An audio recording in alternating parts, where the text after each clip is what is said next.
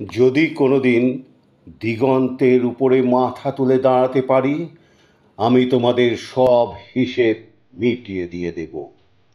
মেঘ বরণ কাশফুলের মতো আঙুলে ক্যারাম খেলা দেখেছি জানলার বাইরে থেকে।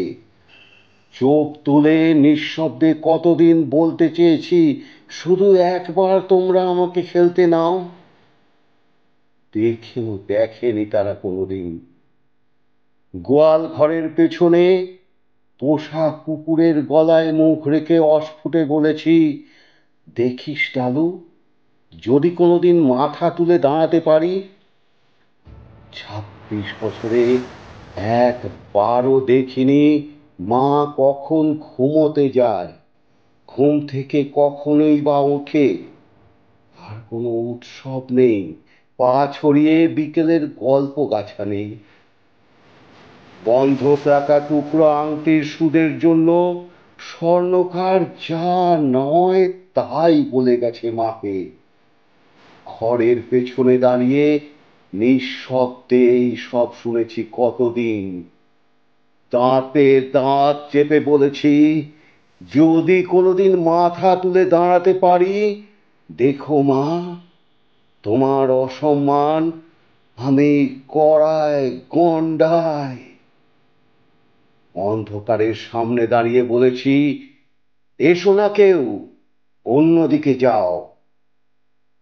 প্রতিদানে অর্গল বন্ধ আমাকে বাইরে রেখে নিশ্চিন্তে ঘুমিয়েছে সেই সব মানুষ যাদের জন্য অখ্যাত পথের পাশে হেলায় ফেলে এসেছি আমার দিন, মাস, বছর।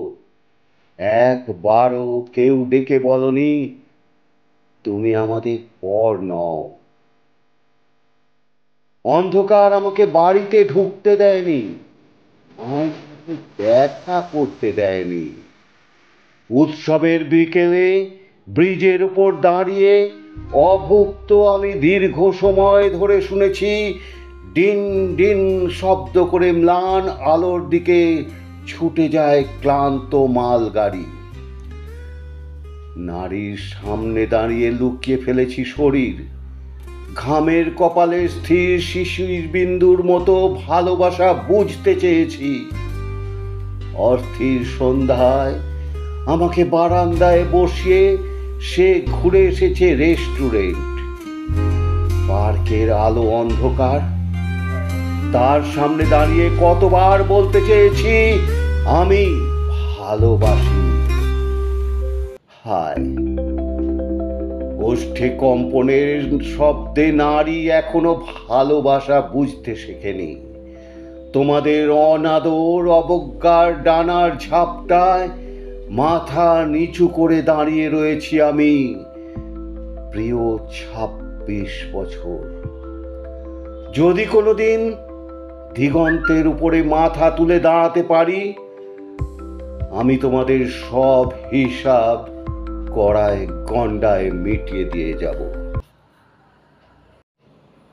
ধন্যবাদ বন্ধুরা, এতক্ষণ আমার সঙ্গে থেকে আমার কবিতা পাঠ শোনার জন্য।